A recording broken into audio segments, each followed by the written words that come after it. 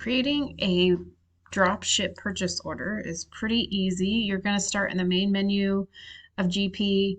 You can choose purchase order entry here, or if you have these icons up at the top, this first one looks like a little clipboard with a pencil. You can go get to your purchase order entry from either place.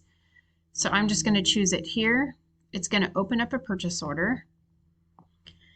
You'll see as it starts, so this one you have to pretty much start at the top and work your way down, or the sequence doesn't work right within GP. So it's always going to be on standard if that was the last thing you were in. So you're going to click the little down arrow and you're going to choose drop ship. Mine seems to be working a little slow. You're going to let it generate a purchase order number, and then you're going to look for your buyer ID. So click on the little looking glass, choose your name, click select, and then make sure you have the current date, which is, this is current for today, but if it's not current, you can click the calendar and just choose today's date. Then you're going to press tab over to your vendor ID, and you're going to put in your vendor, which is CVF RAC. And that's going to generate this customer ID window. So for a drop ship that's just a part being sent out to a customer, you're going to put in the customer ID is BLURET. If it's for a warranty, then it's MARWAR, which is MARWAR. You can also search it here. If you can't remember what I said, so you could say, oh, well, I know she said BLU, so if you just put in BLU and hit tab, it's going to bring up all these options. And so we want to use BLURET, Blueprint Engines Customer. So I'm going to highlight that one. I'm going to click select, and then I'm going to put it, it'll automatically fill in here. And then this is where we're going to click or fill in our ship to address where we'll be shipping this.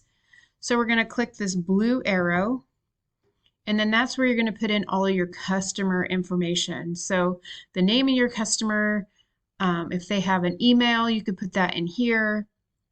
Their address, city, state, zip code, and then a phone number over here would be great. You can choose to have it print the phone number. So you could choose phone number 1, put a phone number in there, and that will print on your purchase order when you print it. So let's just say we're going to send something to Norris Marshall. His email we could put in there if we have it. We know he's at 2915 Marshall Avenue, Kearney, Nebraska, 689 or 8. Sorry, I about put my own zip code in there. 59. Goodness. Then if I wanted a phone number, I could choose phone 1, and I could enter a phone number in here. And then click OK once you have all that information put in. Then you're going to click OK here. And then you're going to put in whatever item you're ordering here. So let's see, I'll put in, I don't have a part number for him, but I'll just put in a part number here. And if we're only sending one, you'd put one here. The price, we'll say it's $56 or $560. And we'll say it's an oil pan or something. I have no clue. I'm just making stuff up at this point.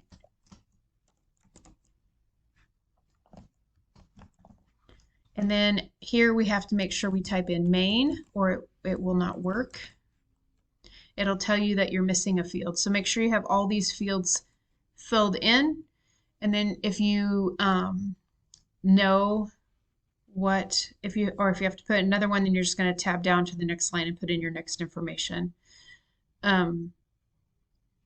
Here you can choose your ship date. I'm not sure that it's super important for that. But then you're going to go up here to print. So you can print, because you're going to need to print and scan this back into GP. So if you don't want to print it because it's not over $5,000, obviously, I would write down your purchase order number on a piece of paper. So 196772. because you're going to need to recall that for later, because purchase or GP does not generate that back in for a purchase order when you print. So choose print. Do you want to save or delete the document? We want to save it. We're going to choose print again and click OK. And then when you get to this point, you're going to have options for printing. So if you're not going to actually print it, that's fine. You can just print it to a PDF. So you're going to choose Microsoft Print to PDF, then click Print, and it's going to prompt you to put in the name of the PO. So once you print a PO, then it's released into GP. So sometimes this takes a little bit. Mine's been taking a while today. I'm not quite sure why. So you're going to get this screen here. So from here, you can actually save it because these need to be saved into a file. So we want to go back to the G drive. You're going to find Purchasing and Planning, or Planning and Forecasting. So you go to Planning and Forecasting. May have to double click it. And once that's open, you're going to choose CVF Dropship. And there's nothing in there right now. This is the first thing we're going to put in there. And you're going to, for your file name, you're going to put in your PO. So it's PO 196772. And you're going to save that into that folder. Then you're going to go back into your PO and open it back up, PO 196772. And you're going to attach that PO, because it's going to have all the customer's information on it, onto this PO. So you're going to click on this little note here. So you open that up, and then you have this little paper clip here. So that's going to allow you to take that attachment you just saved out on the G drive and put it into this document. So you're going to click on the paper clip. I'm going to pull this up a little bit, and you're going to click attach. And it's going to, wherever you were last is where that's going to pull up. So we were in this folder here, and so this is the PO. So I'm going to highlight that PO. I'm going to click open, and you'll see that it's attached right here. Now, if you want to see what it says, you just have to highlight it so it's black and click preview, and that will open it up in a different window. So you'll see that it's coming from the vendor, it's going to Norris Marshall, and then all that will be saved within your PO. So then going back to your note, we want to go, actually, I got to pull up purchase order. Here's my note back here. And then I'm just going to click attach here. I must have something else open. Oh, you have to close this window first. I forgot. You have to click OK here, then click attach, and then you're done.